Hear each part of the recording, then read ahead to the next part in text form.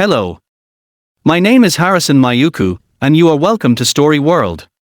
Jessica and Samuel have known each other since childhood, growing up in the idyllic town of Rosewood.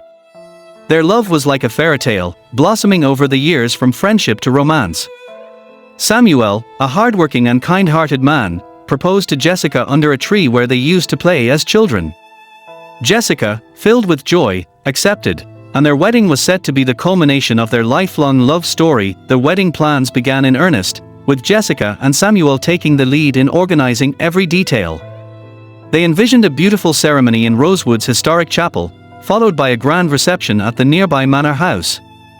The town's vineyard, known for its exquisite wine, was chosen to provide the drinks. Samuel insisted on handling this task personally, wanting everything to be perfect for their big day. As the wedding day approached, Jessica began experiencing strange dreams. In these dreams, she saw Samuel standing alone in a misty field, his face pale and distant. He seemed to be reaching out to her, but no matter how hard she tried, she could never quite reach him. Jessica dismissed the dreams as mere pre-wedding jitters, but they left her with a lingering sense of unease. On the eve of their wedding, Samuel decided to make a trip to the city to pick up the wine from the vineyard. He promised Jessica he would be back by evening. As he kissed her goodbye, Jessica felt an unusual chill, but she smiled and waved him off. The hours ticked by, and Jessica busied herself with last-minute preparations, excitedly anticipating Samuel's return. Evening came, but Samuel had not yet returned. Jessica began to worry. Just as she was about to call him, Samuel walked through the door. He looked tired but smiled reassuringly. When Jessica asked about the wine, Samuel told her that there had been a delay and it would be delivered the next day. Relieved, Jessica embraced him. And they spent a quiet evening together, talking about their future and all the dreams they held dear. As they lay in bed that night, Jessica felt a strange sense of calm wash over her. Samuel's presence beside her was comforting, and for the first time in days, she felt at peace. She fell asleep in his arms, dreaming of their life together. The next morning, Jessica awoke to an empty bed. Samuel was nowhere to be found. Confused, she called out for him, but there was no response. She searched the house, growing increasingly frantic, but Samuel had vanished without a trace. Her heart pounded as she ran outside, hoping to find him in the garden or perhaps at the neighbor's. As Jessica stepped out of the house, she was met by a solemn-looking man from the town. He hesitated before telling her that Samuel had been in a terrible accident the previous evening on his way back from the city. The car had gone off the road, and Samuel had died instantly. Jessica's mind reeled. How could this be? Samuel had been with her last night, he had slept beside her. In a daze, Jessica attended Samuel's funeral. The entire town mourned the loss of such a kind and gentle soul. Jessica felt as though she was trapped in a nightmare, unable to reconcile the fact that the man she had held close just a night before was now gone. As the days passed, she found herself sinking into despair, her dreams of their future shattered. In the weeks following Samuel's death, Jessica began noticing strange occurrences around the house. At night, she could hear soft whispers, almost as if Samuel was calling her name. Objects in the house moved on their own, and on several occasions, she felt the warmth of an unseen presence beside her in bed. The townsfolk, noticing her deteriorating state, began to worry, but Jessica kept these experiences to herself, unsure of what to believe. One night, as Jessica was lying in bed, she felt the familiar warmth of Samuel beside her. Tears filled her eyes as she whispered, "Samuel, if you're really here, please give me a sign." Suddenly, the room grew cold, and she saw Samuel standing at the foot of the bed, his form translucent and glowing. He reached out to her, but his eyes were filled with sorrow. "I'm sorry, Jessica," he whispered. "I didn't mean to leave you."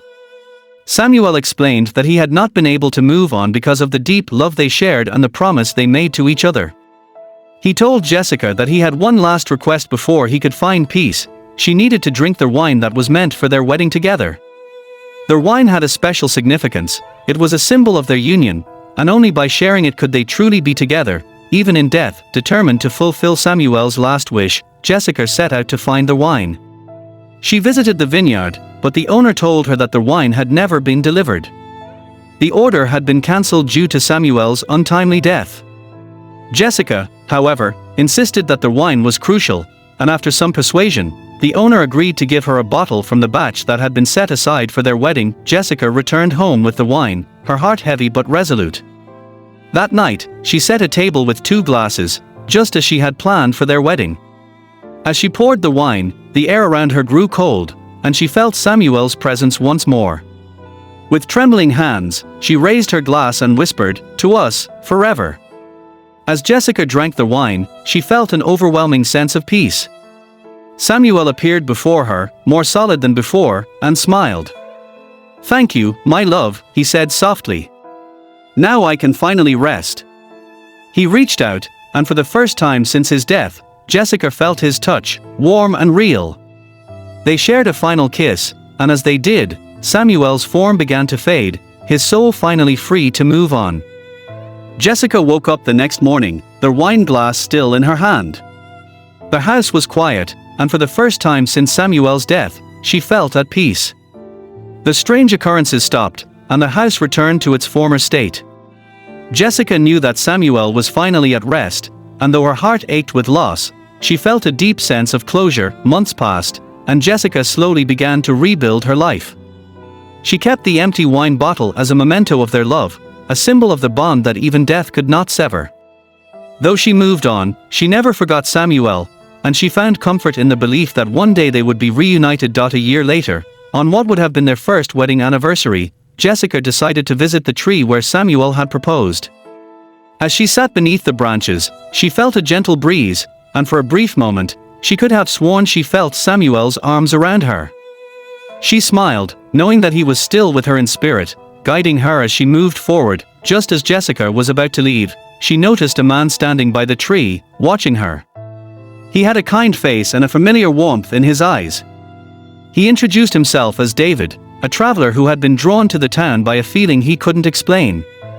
As they talked, Jessica felt an instant connection with him, a spark of something she hadn't felt since Samuel.As Jessica and David grew closer, she began to wonder if Samuel had sent him to her as a way of helping her heal.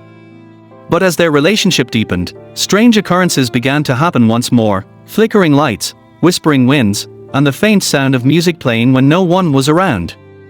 One night, David revealed a shocking secret. He, too, had been in an accident a year ago and had lost all memory of his past life. The only thing he remembered was a name, Jessica. Jessica's heart raced as David spoke.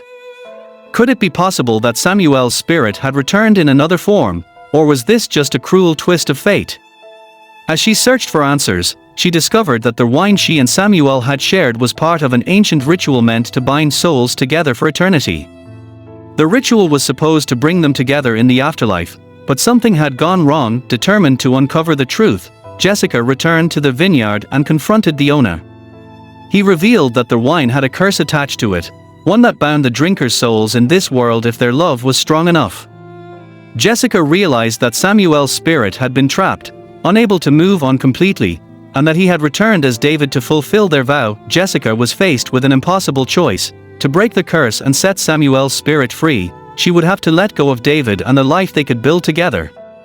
But if she chose to keep David, Samuel's spirit would remain trapped, unable to find peace.